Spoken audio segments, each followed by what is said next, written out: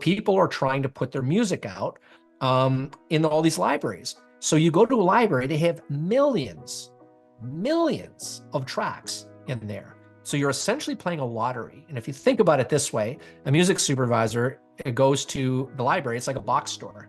And you're like one can on one shelf in a department, in a section somewhere. They got to walk all the way in there and make their way back and somehow find you amidst all the other cans that are beside you. And it's like playing a lottery. And I realized that was not a way to get success. It was about going straight to the source. The very people who put music into TV and film are the music supervisors. You get in with them and you get good relationships with them because they only have a limited number of go-to people. You become that go-to person. That's how you get consistent sync placements and more lucrative ones is giving them what they want when they want it and they trust you. Hey, this is Jason Tonioli. I'm a piano player that grew up believing it wasn't possible to earn a living and support a family with music. I've proven that idea was wrong and have met hundreds of other people who have found success with their music. This podcast features stories of musicians who have found their own personal version of success and fulfillment in both music and life. This podcast is meant to inspire musicians and help them believe in their abilities and motivate them to share their talents with others. This is the Successful Musicians Podcast.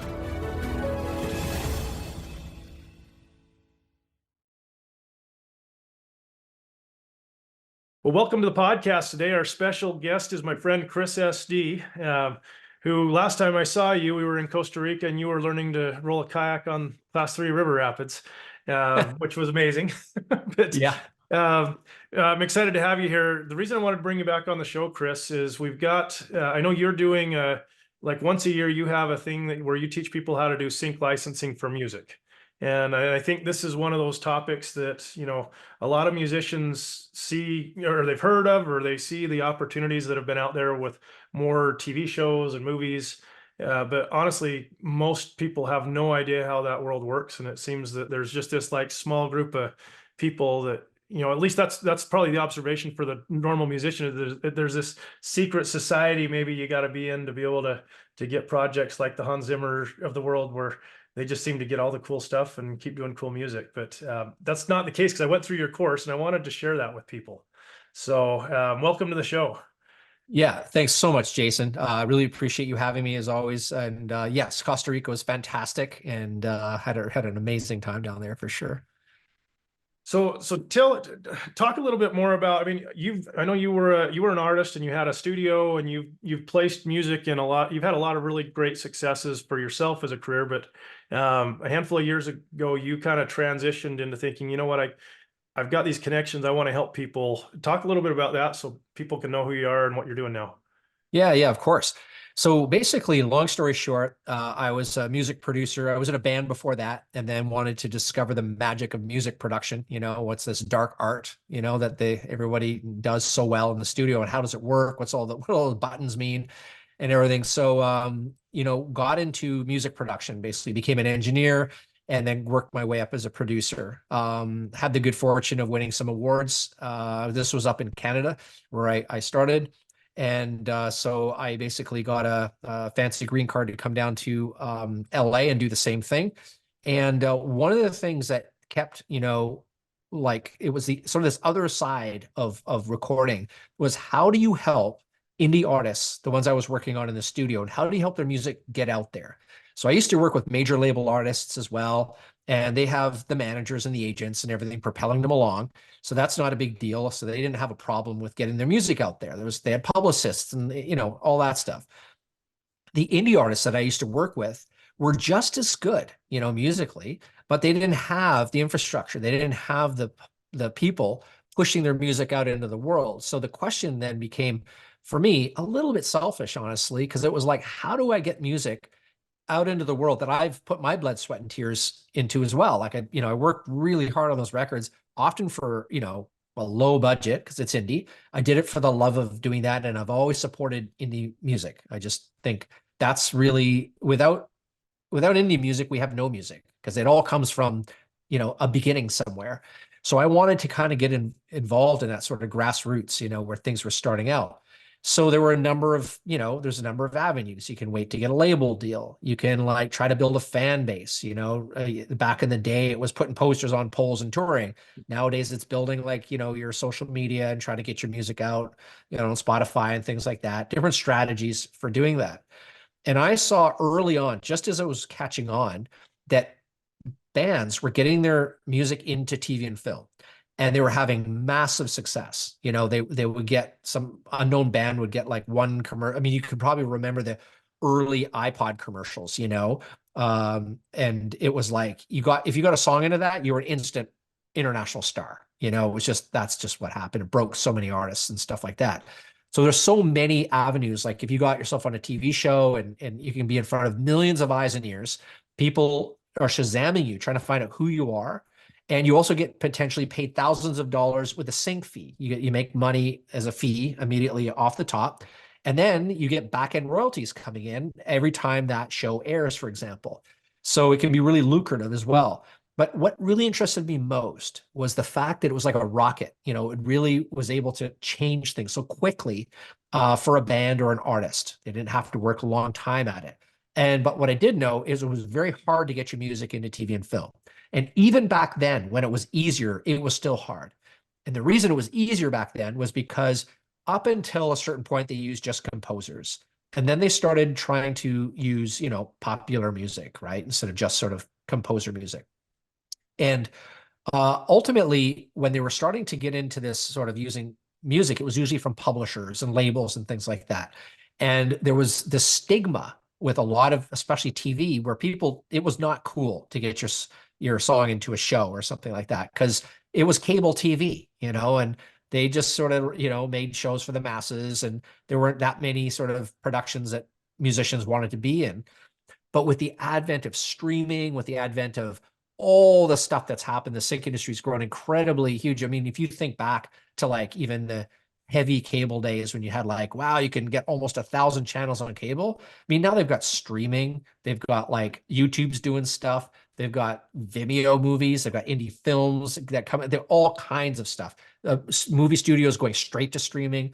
So there's all of these opportunities now for people to get their music out there. So I clued in and I thought, wait, why am I not dedicating more time to helping indie musicians get their music into TV and film? Sounds like a perfect vehicle. So I smugly thought I was going to go to some music supervisors because I had a name in the industry, being an award-winning producer. I thought this will be easy. I'm just going to walk up to them, tell them who I am, and they're just going to like, say, great, Chris, that we want to work with you because we like working with people who are in the industry and doing what you do and all that. And it was not that easy. It's a totally different industry, and it's really the music that matters. And to get in contact with them, to sort of know how to get your music in front of them, it's about relationships. It's not just so much a one-off. You're not going to kind of call them up and say, hey, I've got this great song. There's an investment for them in doing that. They've got to, trust you for one, right? Which is hard for indie musicians, hard for them to trust in indie musicians because they don't know that how it works. One example can be like you write a song, you put it out, then you're getting it into, you get accepted by a music supervisor. It goes into the spotting session. The showrunners, producers, and director are like, awesome, this is great. And then it's going to be released. And then somebody who played on your record comes out of the woodwork and says, whoa, whoa, whoa, whoa. I own half of this song because I did this and there was no contract signed or whatever, or who knows what. That is a nightmare for supervisors. So they tend to want to go through filters. They want to go through things like libraries, agents, right? Music libraries, music agents, right? Licensing agents, and publishers and labels and, entities they know are going to filter this stuff through. So at this very beginning part, when I was trying to get into it, I realized it was a relationship business. I started developing those relationships. I started going to everything I was invited to. I started to get to know them better, always having high quality music available for them. And over time, they started to trust that I was a good filter. They started to know me, first name basis as the name spread, and started to get some of the bands I worked with, get their music into shows, movies, and ads. And that's where the whole thing started to take off. And then as that success grew, I thought, why am I only doing this for the artists that I'm working with in the studio? I should be doing this for more indie artists if I could. But I was really busy as a producer. So that quick little story is it coincided with the birth of my daughter, and I realized I didn't want to be sitting in studios for 12 to 14-hour days anymore. You don't want to be working I till 2 and 4 in the morning doing. yeah, I didn't want to miss out on her growing up, Yeah. and so I decided what I should do is move everything online and start focusing on sync with all of these relationships that I had. And why should the labels get all the syncs? Why can't indie artists who I love, why can't they get their music into TV and film? So I started dedicating my life to doing that, and that's how that happened. And I started Sync Songwriter, and here we are today. Yeah. Well, and having been through your course, I think one of the things that, if you think it makes total sense, but there's so many of these new shows coming. Netflix is producing shows, and Disney Plus, and I mean every network and Peacock TV, everybody it used to just be the networks that were doing these things, and now it's almost like every one of them's trying to do a full suite of stuff just to keep people on their subscription service. And a lot of these shows, I think what was interesting is they're not really looking for the big name band for most of the shows. I mean, they're not going to go pay a Taylor Swift type of fee to be able to have it on their little Netflix movie or whatever. And so it just makes sense that, oh my gosh, these indie artists sound similar, and it might actually be a cooler vibe in a lot of those shows that are actually happening too. And I'm sure you find that with these music supervisors, that they're looking for stuff. They don't want just the mainstream thing that everybody's heard of, right? Well, they do, because it'll attract ears, right? So they actually do. They would love to be able to get Taylor Swift, and they'd be able to love to get, Billie Eilish and all these like top artists. Sure they'd love that. To your point though, they also want things people haven't heard before, but that sound is good. So there's definitely that draw for that. But you hit on the first reason's the big one. Why indie music is so successful now in TV and film is because of the budget. They don't have to pay any musicians what they have to pay a superstar. So they're paying maybe a tenth, or a 20th of what they'd have to pay an artist. But for an indie artist, that still adds up to $2,000, $5,000, $10,000 for one sync placement. I've gotten artists $30,000, $20,000, $10,000.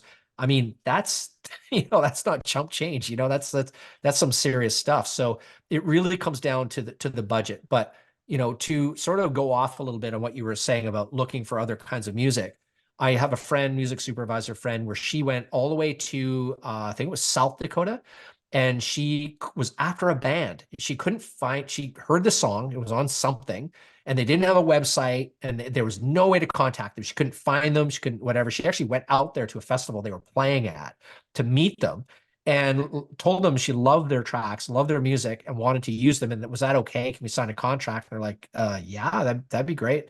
And she put 10 of their songs in a one sort of show, a number of episodes and stuff like that. So that is the power of that individuality, like you were talking about. It's that kind of finding that original, that diamond in the rough that no one else has. Another thing they say is, like, we don't always want to go to libraries because there's a lot of production writers in libraries, and people use the same songs. They don't want to use the same song someone else has access to. They want to discover their own music. So yeah. Give it its own flavor, right? One of the other things I remember when I was going through the course, that I think is just something simple, but most musicians who are doing production at their own home don't realize, is the importance of metadata, and just like tagging your track with some key pieces of information, so that when that music supervisor gets it, that it has, okay, here's how to contact the band even. I mean, or it's got the cover art on it. I mean, there's just some simple things, and there's some really great tools now, I know, that help people do that. I mean, do you see that as kind of the number one? Is that like the way music supervisors can tell, okay, this guy knows what they're doing, this guy has no clue because missing metadata, right? Well, that's one. Yeah, that's Okay. one thing. And just to clarify, so people know what the metadata is and why that's important, is because essentially metadata is something that you embed in your track. You embed it in an MP3. MP3s are the currency of the sync world. So you basically send MP3s around, and that's because they're easy. The file sizes are small, and the compression algorithms are really good, and they sound really close to waves and stuff like that. So when you're first trying to get your music out there, you're using MP3s, and you're sending that to whoever you're trying to get their attention. And you need to have metadata in that file embedded in there that tells them, like, obviously the name of the song. That's the first thing. And then a bunch of things about it, who you are, the tempo, you might put your lyrics in there. There's a bunch of things actually that you can put in there. And, it actually just occurred to me. We have like an awesome cheat sheet on metadata, like literally it tells you everything you need to know about putting it in there. It's not complicated. It's like, do this, do this, do this, do this, and you're golden.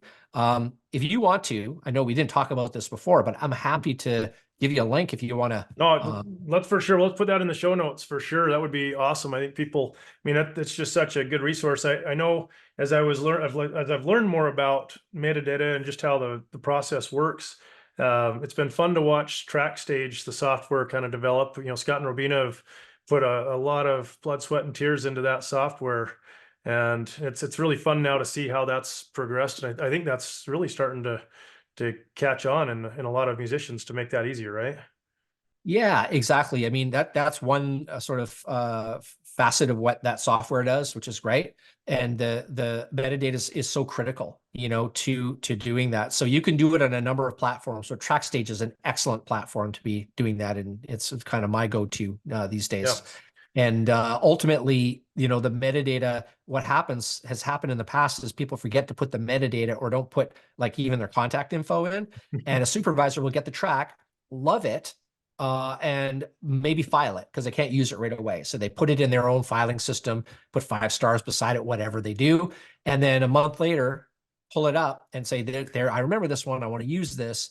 And then there's no contact information. They don't know who you are or how to get a hold of you. And they're not going to go back digging in an email inbox for you. And they go, oh, well, and they move on. So, you definitely want to get your metadata right. But really, where supervisors know that you know what you're doing is you need to understand sort of how it works at a basic level. You don't need a law degree, but you need to know what 200% means and one stop. And you need to understand how the publishing works. And basically another huge part of it is being responsive and being nice, to just a normal. These are normal human beings, these music supervisors who are very limited on bandwidth. So you kind of need to know sort of how to do that kind of stuff. Yeah. I know coming up in January, you're going to be doing a kind of a panel of supervisors, right? It's just kind of a free thing to introduce and try and just add some value. Talk a little bit about that. Yeah, sure. So basically when I was coming up through this licensing, journey and learning so much about it and meeting the supervisors, I learned about music libraries and licensing agents. And then it was like, well, I mean, why do I need to meet music supervisors when I can just tell my indie artists to just join a music library or just try to get an agent? I thought they'll do the work for you. So anybody who doesn't know what they do is if you take your song and put it in a music library, basically sits in the music library and it's a searchable database that a music supervisor can go to and find you based on some parameters. They can just sort of type in like genre and this and that, and then a whole bunch of songs come up and they may pick yours. Or a licensing agent is kind of the same thing, except they're more proactive. They're usually out there kind of pitching your music for you and going after their contacts and trying to get your music placed. Now they both take a cut of your money and it's sizable. It's grown over the years and they take like at least half these days. Plus they take publishing often. So they take a big chunk of your music in most cases. But here's the biggest problem with that. The biggest problem is that everybody and their dog these days has a record out. And a sizable portion of those people have caught on to this licensing, thing because it's so huge. Like music supervisors have become the new A&R essentially. And so people are trying to put their music out in all these libraries. So you go to a library, they have millions of tracks in there. So you're essentially playing a lottery. And if you think about it this way, a music supervisor, it goes to the library, it's like a box store. And you're like one can on one shelf in a department, in a section somewhere. They got to walk all the way in there and make their way back and somehow find you amidst all the other cans that are beside you. And it's like playing a lottery. And I realized that was not a way to get success. It was about going straight to the source. The very people who put music into TV and film are the music supervisors. You get in with them and you get good relationships with them because they only have a limited number of go-to people. You become that go-to person. That's how you get consistent sync placements and more lucrative ones is giving them what they want when they want it and they trust you. And so I took that route with music supervisors and decided what I wanted to do in January is we have a free panel, sync songwriter music supervisor panel. So I invite a group of top music supervisors. These are not just any music supervisors. These work on the top shows, movies, and ads. Invite them out to this free panel. You can jump on. It's just like online. It's virtual. You just jump on. You can show up, and you get to hear and learn about these music supervisors, who they are, what they look for, why any music gets into TV and film, and you can discover literally what they're after so that you can start thinking like, do I have music for music supervisors? You know, you get a window into how they think and what makes them tick. And it's awesome. It's completely free. So we have usually thousands of musicians show up for this thing every year. So we're really I looking know forward to I it. shared that out last year with people, and it's just a cool thing to be able to share with people. And most of the time you'd expect, oh, I got to pay money to go to this conference or this course or whatever in order to get it. And, you know, of course there's going to be, you know, for those that want to go deeper, you've got all kinds of resources, but I think, you know, you've done a really good job of over delivering on that front end for just to, you know, help people figure out if it's right for them. And if the timing is right, I think that's the other thing is for a lot of musicians, being at the right time is an important thing. And at least giving people the opportunity to say, you know what, yes, I want to do this and commit to learn that stuff. But it's definitely something that I know has been helpful it was helpful to me, and I know it's been helpful to several people I know as well. So Amazing. Yeah. Yeah. Normally, like you said, you'd have to fly to LA and pay for hotel and food and then pay the conference pass and then go and watch some supervisors on a stage. I thought, hey, you know what? How better to help indie musicians than bring that to them yeah. and so on. So it's a huge extravaganza. It's like the biggest sort of sync event of the year so far. We've definitely had the most attendance out of anything online. Yeah. Yeah, it's we're super looking forward to that. Well, and for anybody that is, I think, interested in going deeper, I mean, I'm sure you'll have more information after that course.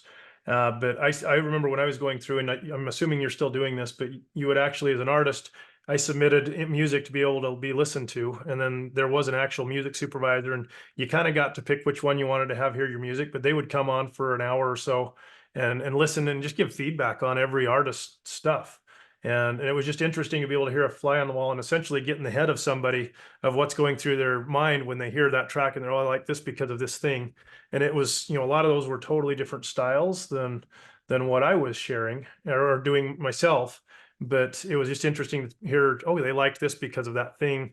And then as an artist, be able to go back and at least have that thought process to know what might be useful to that supervisor if I'm doing music specifically for that purpose. So, Yes, exactly. And it's important to remember that almost any song can get into TV and film. There's a place for it because there's so many kinds of shows and movies. mhm. I know people get meditation music into TV and film, you know, all kinds of esoteric styles. So almost no matter what you write, there's a home for it. And one of the things I do is show people how to find the homes instead of throwing them against the wall. Shotgun approach, it doesn't work, but how to actually find the shows and the supervisors that it works with. But the main thing I do is I connect indie artists with music supervisors. I'm like a connector. And I certainly can't work with everybody who, you know, comes to the songwriter community. But you know, every year I work with a group of people and I put them actually in front live in front of music supervisors so they can literally meet them one-on-one, connect with them. And that's where the magic happens. That's how come we have so many sync placements. We have such a success rate here. Right. Well, and the other thing, and this is just feedback too for a course when I went through it, a lot of the courses that seem to be out there, you feel like you get so much hitting you all at the same time. It's like getting hit with a fire hose. But I think what I liked with yours is you gave a week or two sometimes to go through maybe an hour, maybe even 30 minutes, but then you'd have an assignment. And so even if I was busy, it wasn't like it was a big deal to pound through the material and then apply it and then come to the next one. So it's one of those where I think I liked how you spread it out over enough time so that it wasn't too much all at the same time. And I know you don't even do this. You're just doing this once a year. It's not like you do this multiple times a year, right? This is just Yeah. Yeah, just once a year. And for me, like the learning part is that, I mean, learning is fun, but sometimes, it takes work and stuff. And I'm more about results. I'm a results person, not just like a how-to all the time. It's like I'm like, okay, that's great. How do we actually, make things happen? And I'm much more focused on that. So I do teach the indie artists before I introduce them to the supervisors, but only so that they know what they're doing when they get there. It's like so they don't shoot themselves in the foot. That's literally why I do it. I'm not like, selling a course, really. It's just kind of a one sort of, if you imagine like the runway, you've got to go down the runway to pick up speed to take off. That's all that is.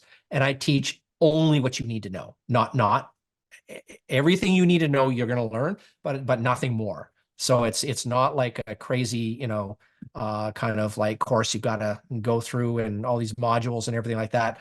It's just to teach you everything you need to know so that when I actually introduce you to the supervisors at the end, that you are ready for them. And Right. that's basically it. Well, and being introduced to those supervisors is super valuable. But the other thing that I stuck with me is you essentially are teaching how to track down and find the right supervisors, and be strategic. So, I mean, if I like my music, I'm piano, I'm not going to go try and get my piano music into some country show that, Yellowstone or, some of these others that just be a wrong fit. But you taught how to specifically figure out what people are working on, and then how to probably track that person down and be personal without being creepy and, annoying to them necessarily. Right. Totally. No, that's exactly it. There's a lot of things that you need to know about sort of how to approach them and what the moors are and the things that works, the sort of the culture around sync, Yeah. and understanding that. So that's something we dive deep into, and I even have email templates and everything that work and all this other stuff. Yeah. Well, Chris, I know we're short on time, but what if people want to go find out more about your stuff, whether it's even maybe 6 months from now and they're just listening to this, even though this might be past, where should they go to find out more about what you're doing? Yeah, sure. I mean, they can go to our website, syncsongwriter.com. If that's a central place to do that. But if otherwise, in the show notes, there'll be a link to to be able to register for the songwriter panel, or the music supervisor panel. So remember the Sync Songwriter Music, so many words here. Hang on. Sync Songwriter Music Supervisor panel. Remember that it's totally free. So you're just literally signing up. So we know where to send the emails so that you know how to get there. But that is the biggest thing that you can do for your career this year, is just show up to that panel to learn about what music supervisors are looking for, and those specific supervisors, what songs are looking for right now. Yeah. Well, and I can just throw my endorsement out of it. It was definitely worth my time and effort to kind of, and I went into more of the deeper side, invested in that education. It was worth it. And it was just one of those things. I don't know that you get it from, that you could even find it at most colleges. It's more of those, you're learning boots on the ground by somebody who's actually played in the right sandbox to do that with their music. Right. So, and then, so we'll also put the link in there for that metadata checklist that you have too. But thank you so much for taking some time and sharing with our guests or those that are listening. Hopefully this is valuable for you guys, and we'll definitely catch you on the next one, Chris. We'll be down in Costa Rica one of these days together again, kayaking. We sure will. Yeah. And thank you so much for having me today, Jason. It was great. Awesome. Thanks so much. Yeah. See you later. Bye.